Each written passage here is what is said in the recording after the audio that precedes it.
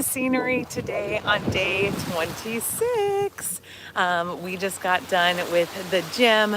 We cleaned and cleaned and cleaned and cleaned and cleaned the boat today. So we are just now enjoying the rest of our afternoon. It's about 3:15. We're back at Brewers, right? We are back at Brewers. And if you are following this series, again, I'm Connie Kircher. I'm an elite entrepreneur coach.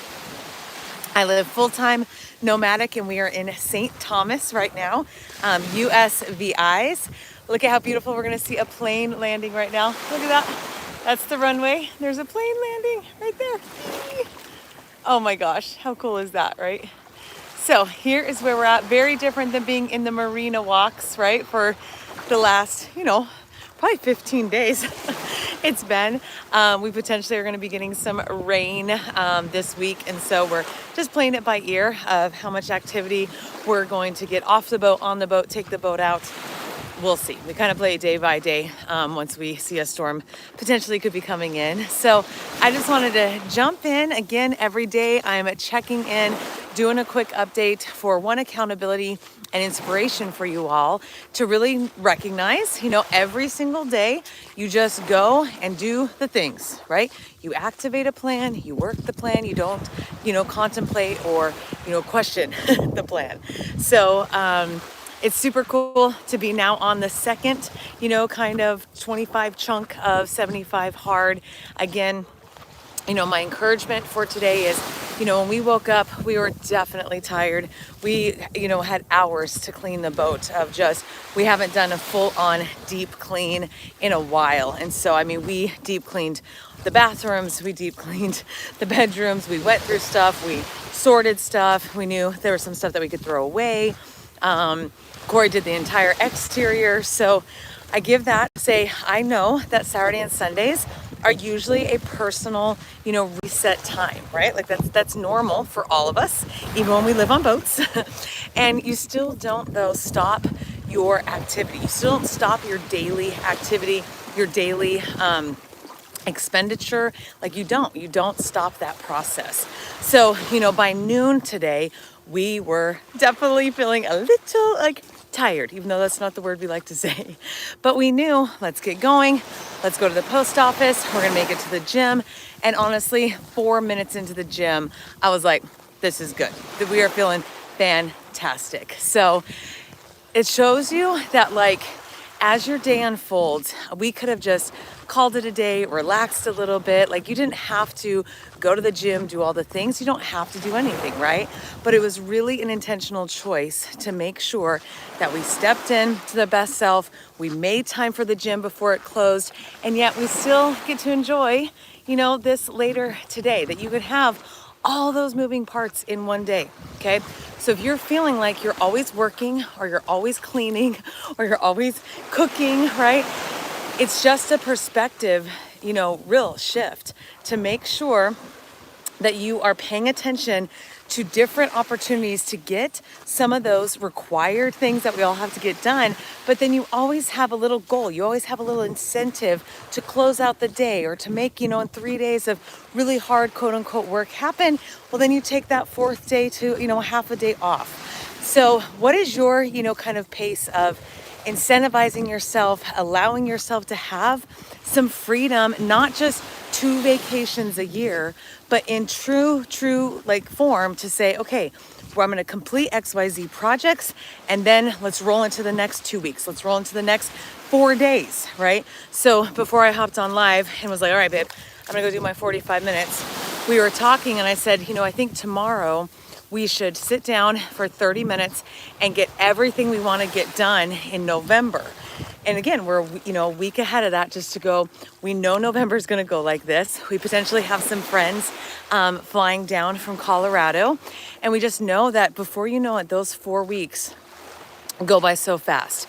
So I give that encouragement that weekends really can be a reset time, whether you're doing 75 hard or not.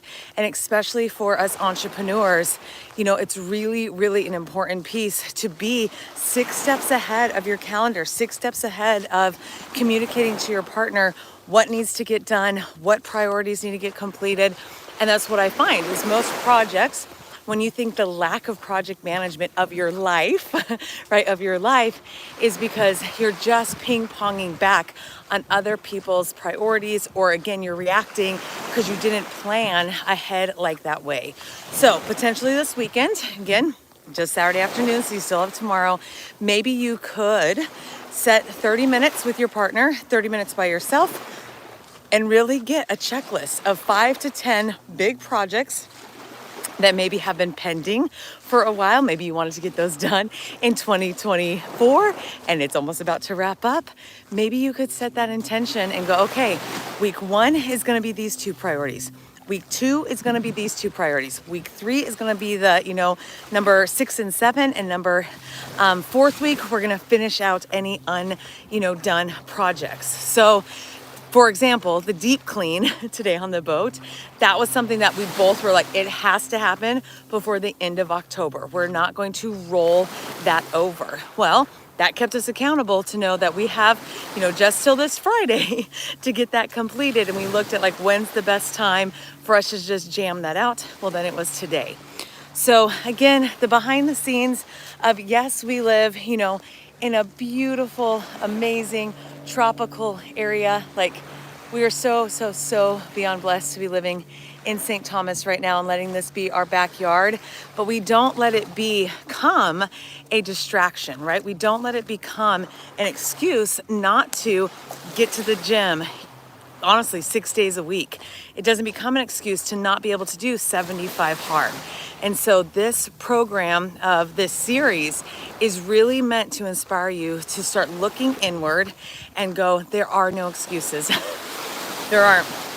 I mean, we woke up so exhausted from yesterday. It was so much fun, but we were non-stop. And then again, I did the walk, we did some more cleaning, we had to go, organize a couple of things. And so we could have, just chose to really just call it kind of a blank day.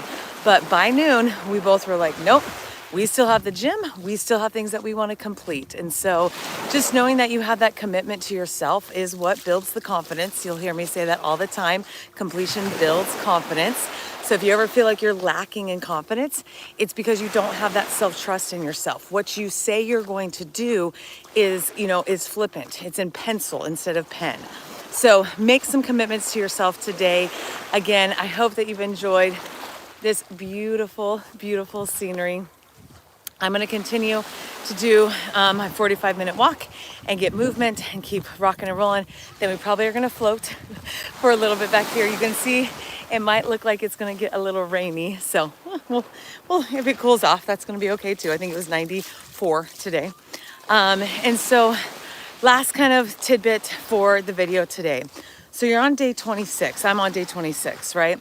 And so the way that I'm training my brain is to go, I just did 1/3 of this, right? Like I just completed 25 days. What do I want my intention to be these next 25 days? Because now I'm in the groove, now I'm in the rhythm. Again, when you start something new, it takes a couple weeks to get into that flow.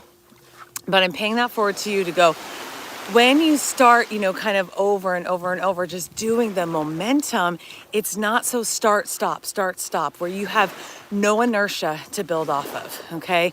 You're really doing yourself and your business and your clients and your marketing strategies and your health and well-being and your financial well-being a disservice when you start and stop. You must stay consistent. Not every workout is going to be your 10 out of 10. Not every walk is going to be your 10 out of 10. Not every marketing email that you do is going to be your 10 out of 10, but you don't stop, okay? The worst thing you can do is that true stopping point, because then to rebuild, no matter what habits you've been building, the inertia is so much more energy, okay?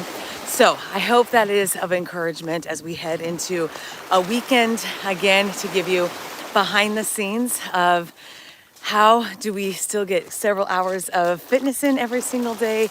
How do we maintain all of our friendships and conversations in a meaningful way?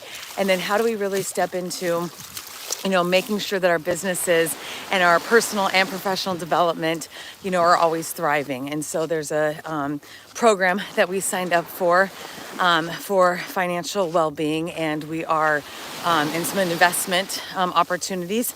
And so we made that commitment in November. We're like, that has to be on the list to complete, because we know that we want to, enact that in the spring. And so we're just having that real conversation of how much time do we have? How much bandwidth do we have? The conversations need to start having now before you ever get into action. So I hope that is helpful. Please make sure that if I can be of service, or you have any questions in terms of your entrepreneurial journey, how I've been able to build the best CEO version of myself, the best CEO version for my businesses, and really make sure that I'm maintaining and sustaining those over and over and over, regardless of the circumstances, regardless of if you're having an on day or an off day. I would love to be of service and explore coaching. All right, y'all, I'm gonna go finish this walk. I'll give you one more view. Heck yeah. All right, I will see you all tomorrow. Make sure that you like and subscribe, and we'll be rocking on day 27 tomorrow.